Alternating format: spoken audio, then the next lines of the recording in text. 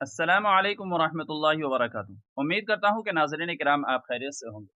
Election के मौके पर वोट डालने के बाद अंगूठे या उंगली पर जो स्याही लगाई जाती है, उसके मुतालिक बहुत सारे लोग सवाल करते हैं कि उसके लगे रहने से वज़ू और गुस्ल दुरुस्त हो जाता है या नहीं।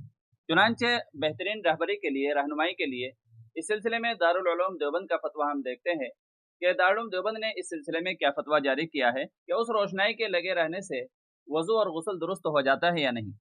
चुनांचे किसी साइल ने दारुल उलूम देवबंद से सवाल किया है, इलेक्शन में मेरी ड्यूटी लोगों की उंगलियों में इंक यानी स्याही लगाने की थी, जिसकी वजह से मेरी उंगलियों पर इंक की मोटी परत जम गई, जो छुड़ाने से भी नहीं छूटती है। कई मरतबा छुड़ाने की कोशिश की पर नहीं छूटा, तो मैंने इसी हालत में वजू करके नमाज पढ़नी शुरू कर दी। तो क्या मेरी नमाज हुई? दूसरे ये कि अब कुछ दिनों के बाद वो इंक खुद ब खुद उतरता रहता है। अगर वजू बनाने के बाद वो इंक उतरा या मैंने खुद उतारा, तो क्या मुझे दोबारा वजू करनी पड़ेगी?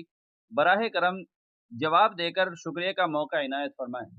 तो दारुल देवबंद की तरफ से इसका जवाब दिया गया है, बिस्मिल्लाहिर्रहमानिर्रहीम। इलेक्शन के मौके पर बाएं हाथ की अंगुश्त सब्बाबा पर वोट डालने की अलामत और निशानी के तौर पर जो रोशनाई लगाई जाती है, उससे सिर्फ रंग चढ़ता है, परत नहीं जमती।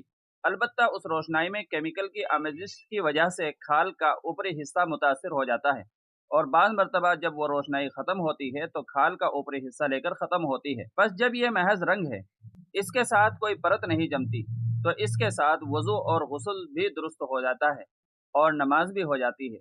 और अगर किसी की ये रोशनाई वज़ू या गुस्ल के बाद ज़ाइल हुई, तो उसे ना वज़ू या गुस्ल लौटाने की ज़रूरत नहीं और ना रोशनाई का हिस्सा दोबारा धोने की।